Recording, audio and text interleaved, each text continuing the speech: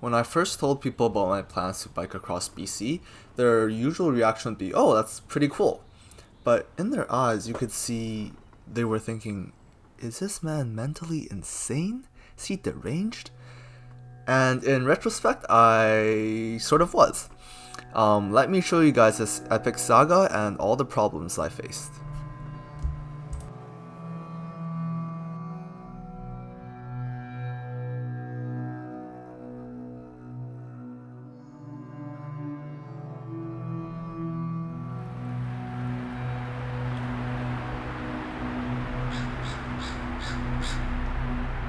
How you doing?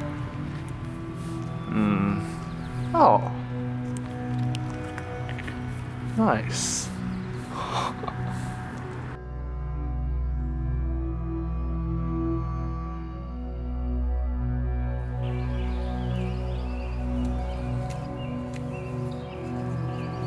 I don't have many hopes or expectations for this biking ride, but I really do hope I don't get a flat tire, because it took me like an hour at home with 2 screwdrivers, and I was like just trying to pry my tire off the rim.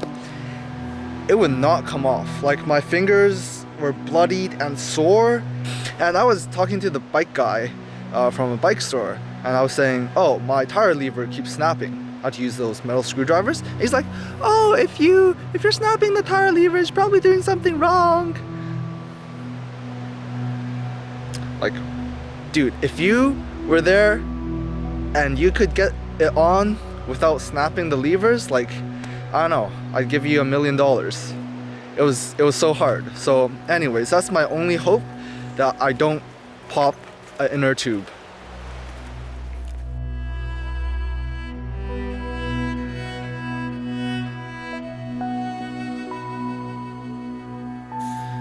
So when I told people I'd be staying in a tent, I sort of lied. As you can see, I do have part of a tent, the mat, but obviously no cover. I guess the trees and sky and stars will be my roof.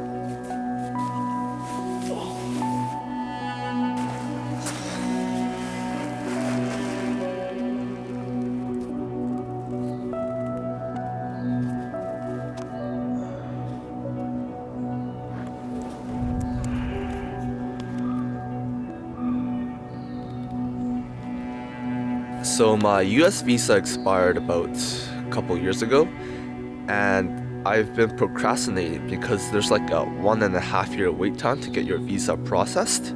So I've just never applied. But now I think I found a little bit of a loophole. Yeah, you don't need your visa to enter the States. I'll show you guys today. Although I don't endorse nor recommend illegally entering the States. Don't do that.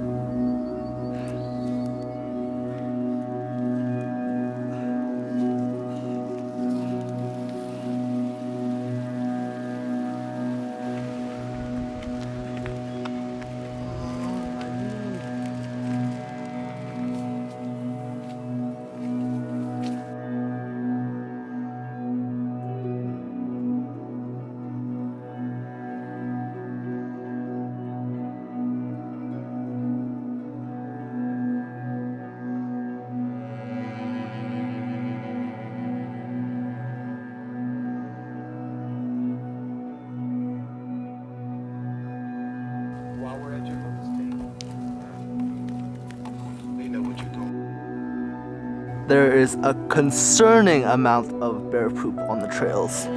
So I've got my bear spray primed and ready. It's hanging on my handlebar, so I can just yank it out and spray. This is the kind of stuff I have to waddle through.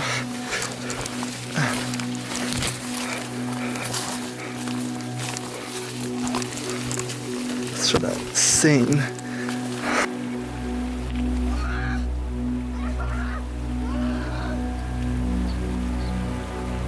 Well, the weather was nice and sunny, and now it is pouring rain about 10 minutes later. Hopefully this thing will die down in a couple of minutes. You know, it's situations like these when I'm soaking wet or I'm freezing cold that I wonder, why the heck did I not stay in my home and enjoy the comforts of modern society?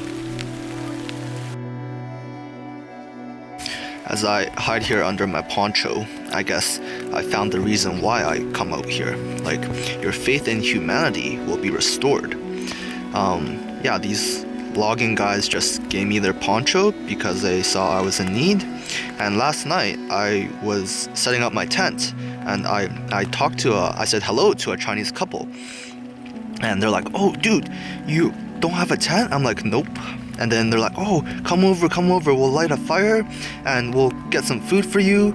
And I went over and I had instant noodles and it was like the most delicious thing I ate. So yeah, you really see humanity at its best out here in the wilderness.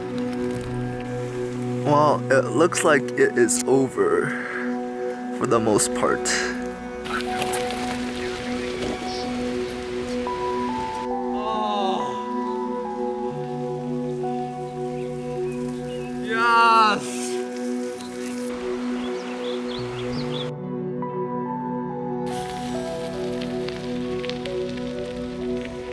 I am beyond tired. I'm exhausted. My knees have no feeling in them and I have to do a little waddle to move around. But, look what's behind me.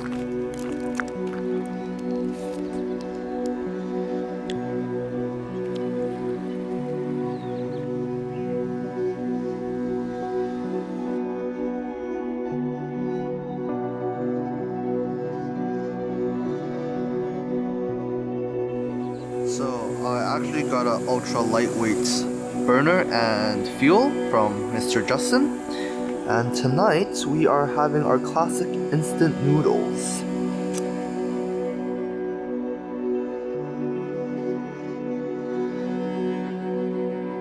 We can see that much of the ground here was supposed to be riverbed, but now it's really dry and cakey and looks like there was some sort of drought. I can only imagine this entire area used to be a massive lake, but for some reason the water has just sort of died. I sort of want to check out what's in there.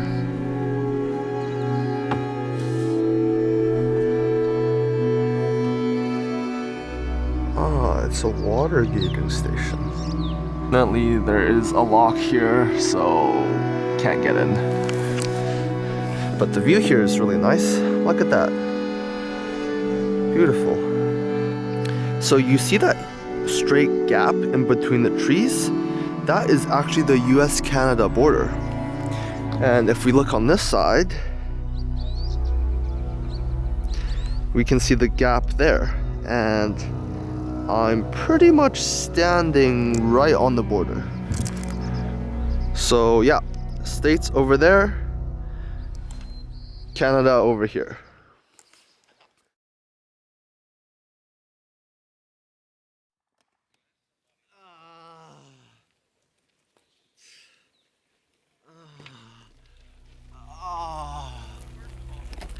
Day number 3, I'm going from Skagit to Princeton.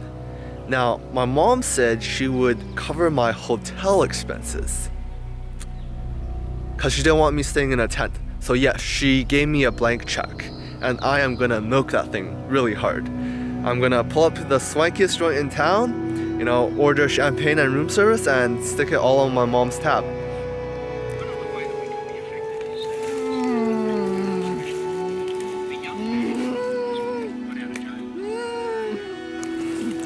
I've sort of gone into survival mode, which means there's a lot of sections that are way too hard and I'm at the end of my physical limits, so I'm probably not gonna record, but I'm telling you, you gotta trust me.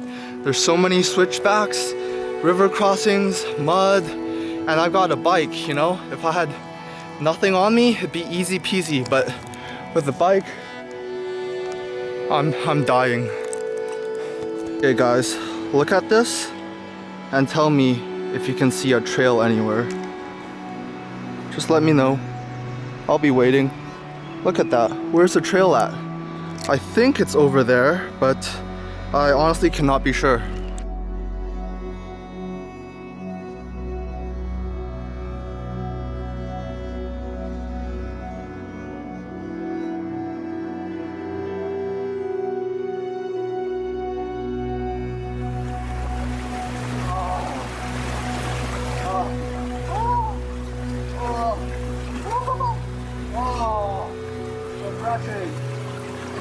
This bridge is a goner, and this thing is really steep. It's a 90-degree drop. I don't think I can go down here. I'm probably gonna head over that way where the river seems a little bit shallower.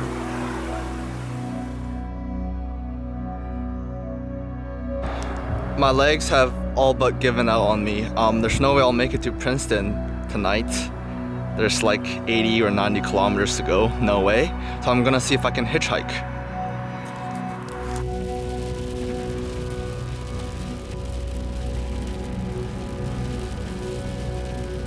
Adios. An A&W burger has never tasted this good before.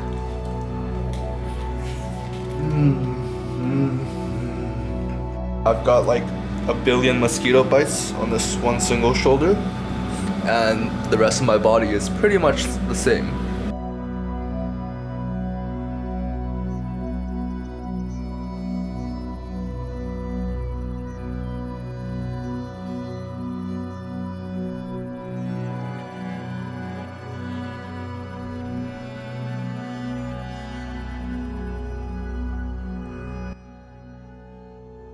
This route would have been beautiful had my knees not been on fire. Like, I now can empathize with old people when they say they have knee pain. Every revolution of the pedals, it felt like somebody grabbed a knife and stabbed my knee over and over again. It was the most painful thing I've ever experienced.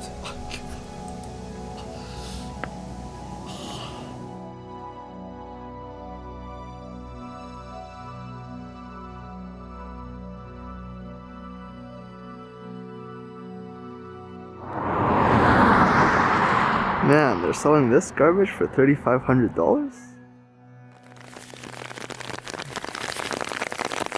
Once again, it is raining cats and dogs, and I'm stuck in the middle of it.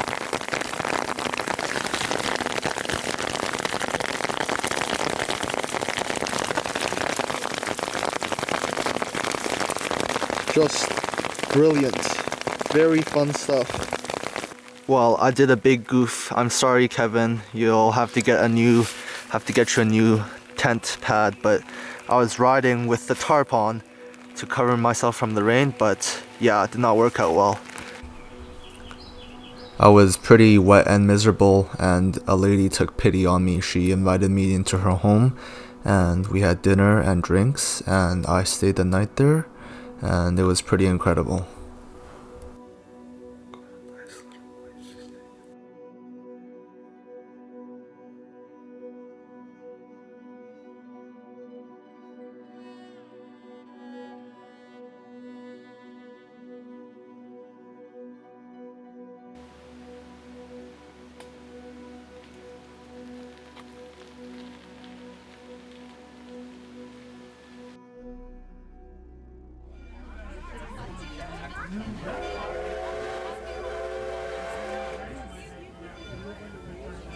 So I've never been on a train in Canada before, and today is my lucky day. My timing was perfect, coincidentally, to come to the Kettle Valley Railway Museum, and I'm just in time for the scenic tour. I'm super pumped, and I hope I see some cool stuff.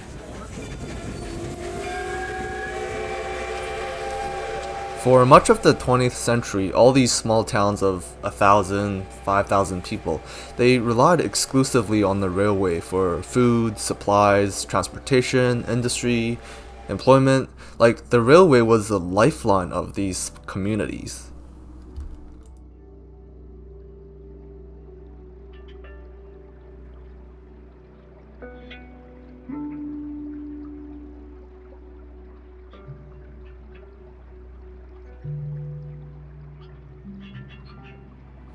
course, the first thing that us regular Joes are concerned when we enter a city is the gas price. And yes, it is about 20 cents cheaper in Pentiction than in Vancouver. Today we are headed through the most scenic section of the KVR, so I'm very excited for that, but it's also the hottest day I've had so far with a scorching 30 degrees. And yeah, that sun shining down on you as you're pushing your bike up like a 20-degree incline. Whew, if I'm found passed out on the side of the road, you'll know what happened to me.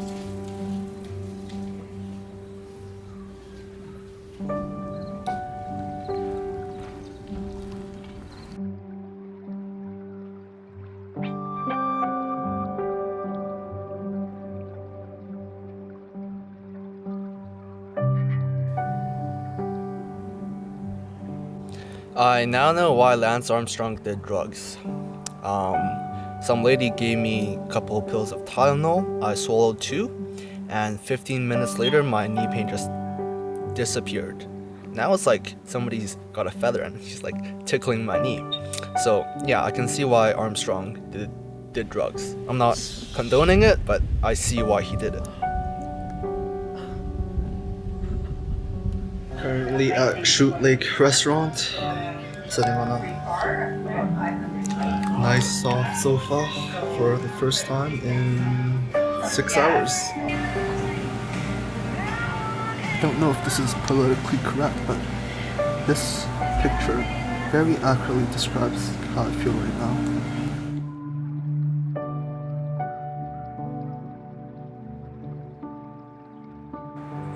This is it, Chief. The very first trestle in the Mara Canyon.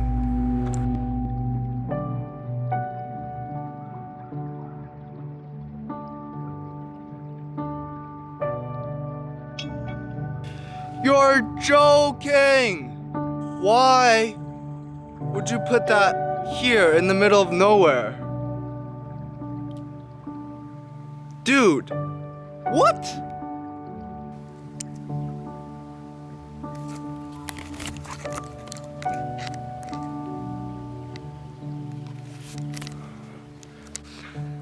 To be honest, I thought it wouldn't be too bad of a thing if the trail was closed, because I saw a trestle and my knees are dying, so it'd be a great excuse to go to Kelowna and soak in a hot tub and just call somebody to pick me up. But this is not even close to a trail closed. Like, come on, are you serious? Danger, trail closed. This is what they mean by trail closed? Like, come on. My 3-year-old kid could do this.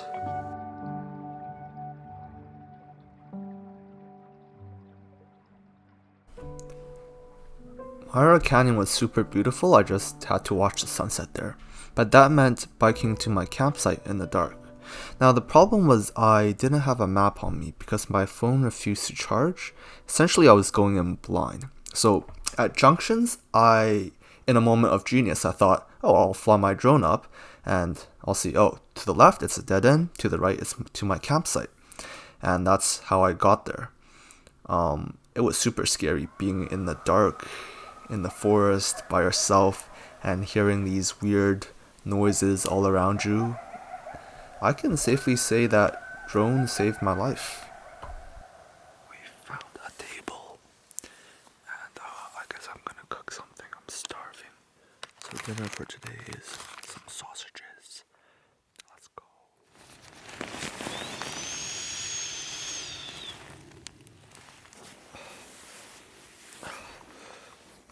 I think the moral of the story is don't go camping by yourself without a map.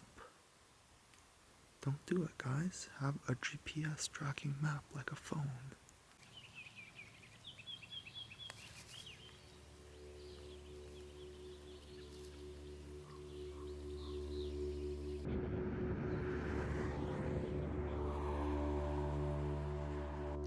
Man, this is such a sad sight. got killed on the road. There's body parts strewn all over. Yeah, it's a sad sight. It is once again pouring rain. Ah, I wonder, why am I here? My bike's just out there getting soaked. Cars are whizzing by me. Boom. So this rainstorm these past couple days have let me appreciate Vancouver's weather a lot more. Even though it may rain for 3 weeks straight in Vancouver, at least you get forewarning.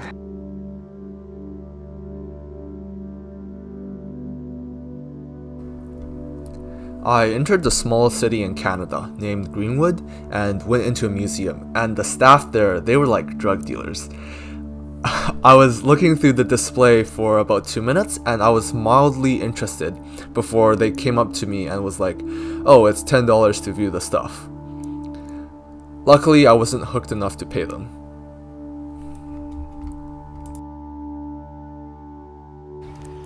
At last, my greatest fear has come true. It's time to change a tire, boys.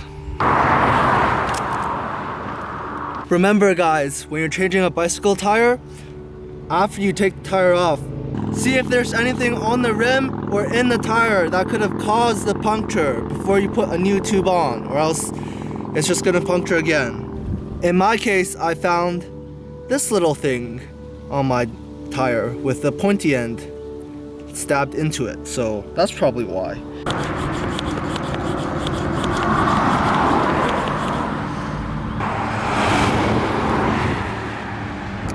Do I get extra credit for doing this in the 30-degree heat and traffic whizzing by me at 120 kilometers an hour? Yes, I do! Man, this is the best blizzard I've ever had after being in the sweltering sun.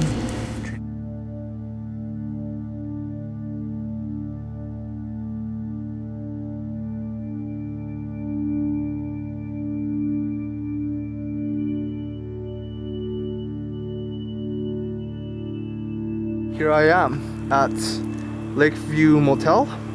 I am in room numero 5.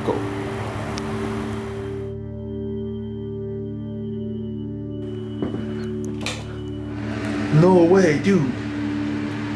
It's a 5-star Hilton.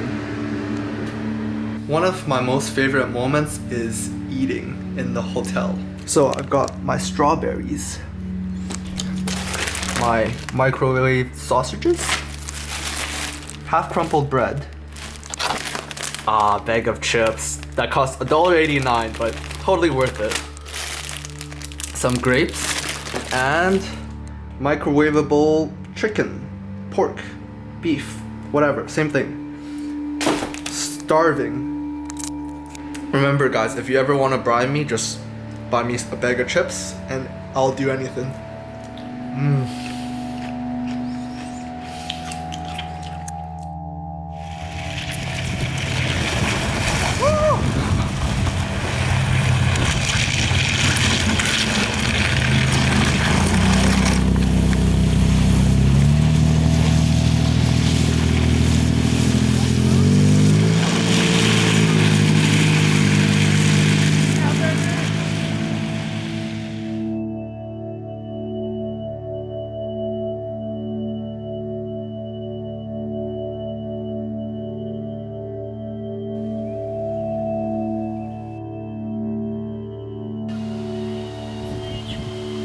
So, do you know what's worse than having one pop tire?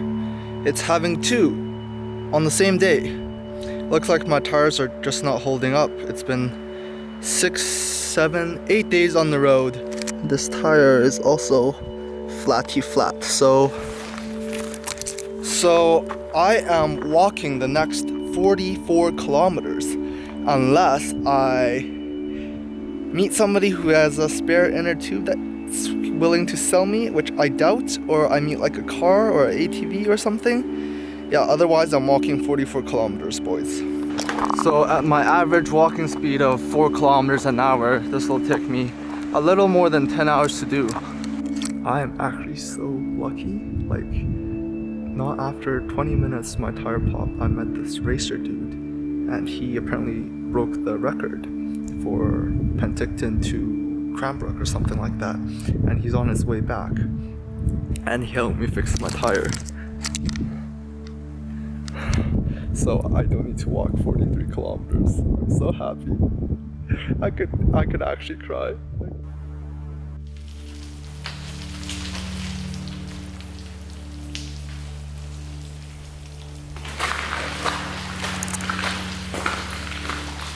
It is getting dark, my friend.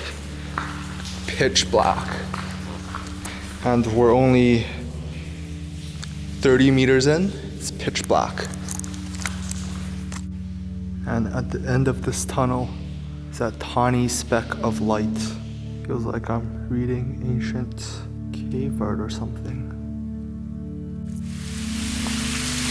Back into the light.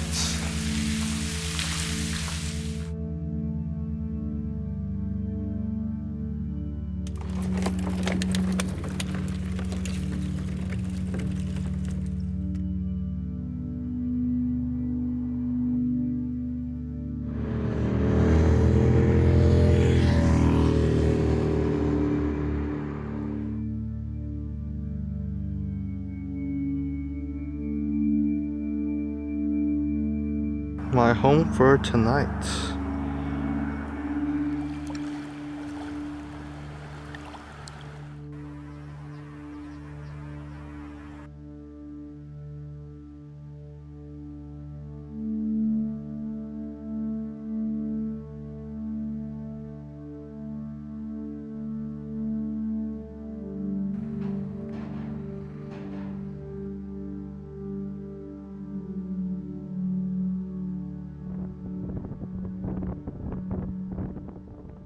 Stocking up on a Gatorade and drinking some water for my hike up.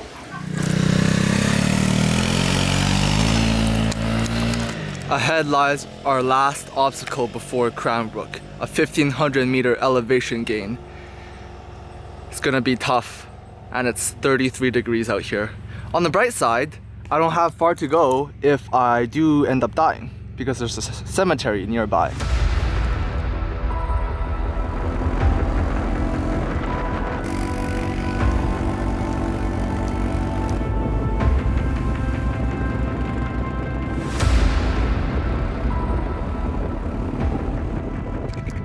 Yeah, thank you.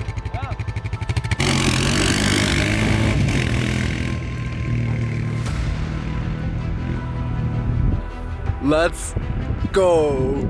I am so happy I got a ride up here. It's mostly downhill now, so I don't know, I could be in Cranbrook tonight.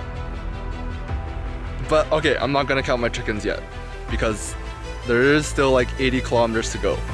And hopefully I don't pop a tire. Let's do it. Yeah, counting my chickens too fast.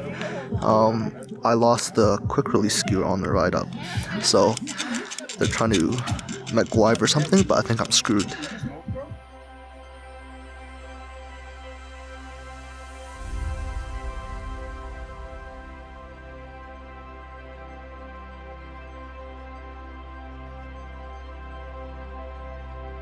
So we've taken my seat post clamp and put it here on my bike wheel with a little washer, and hopefully that will keep it in place for at least 40 more kilometers. That is the hope.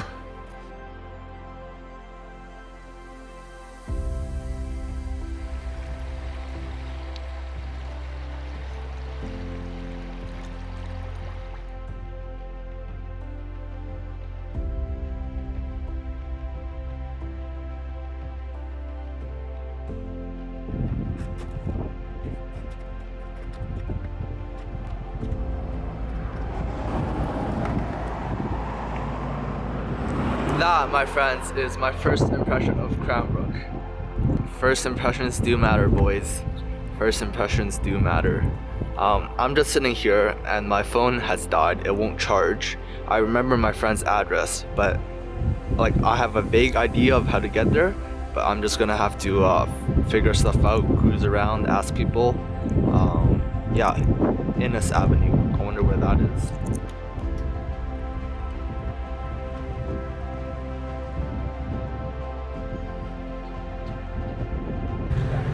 I have finally arrived. Let's go. I'm super happy, super elated. I cannot wait to take a hot shower. Actually, maybe a cold shower considering how hot and sweaty I am. But a shower and some food and a nice comfy bed.